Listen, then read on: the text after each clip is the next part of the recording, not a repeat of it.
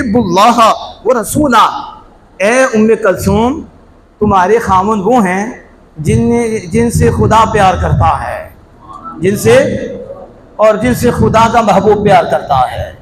تمہارے زوج عثمان تو وہ ہیں جو اللہ کے بھی محبوب ہیں اور اللہ کے رسول کے بھی محبوب ہیں، اور یحب اللہ و رسولہ، اور عثمان وہ ہیں جو اللہ کے بھی محب ہیں اور اللہ کے رسول کے بھی محب ہیں۔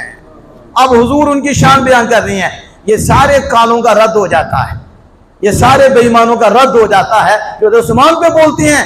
وہ تو اللہ کے بھی محبوب ہیں، اللہ کے رسول کے بھی محبوب ہیں، اور رسول اکرم صلی اللہ علیہ وسلم اور اللہ رسول کی ذات پاک یہ دونوں ان کے بھی محبوب ہیں۔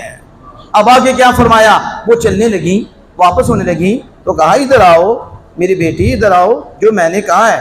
میں نے کیا کہا ہے؟ میں کہا آپ نے جو فرمایا، کہا نہیں ادھر آئیں، ابھی میں نے اور بیان کرنا ہے، ابھی عثمان کی اور بات بیان کرنی ہے، اور شان بیان کرنی ہے۔ وہ کیا ہے؟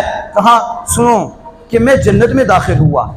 اب جہاں حضور صلی اللہ علیہ وسلم دخلت الجنہ فرأیت، میں نے منزلہ، میں جنت میں داخل ہوا، میں نے حضرت عثمان غنی رضی اللہ عنہ کا مقام دیکھا، میں نے ان کا مرتبہ دیکھا جنت میں، اور میں نے کسی صحابی کا رتبہ حضرت عثمان غنی رضی اللہ عنہ کے رتبے سے بڑا نہیں دیکھا۔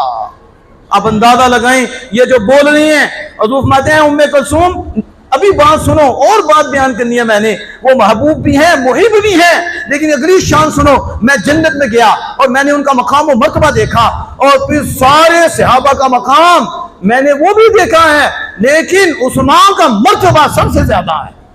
اب یہ حدیث ابن عساکر میں یوں آئی کہ حضرت ام کلثوم کو میں اگر تو جنت میں داخل ہو اور تو حضرت عثمان کا مقام دیکھے، تو ان کا مرتبہ دیکھے، تو تجھے پتہ چلے گا کہ حضرت عثمان کا مرتبہ صحابہ سے زیادہ ہے۔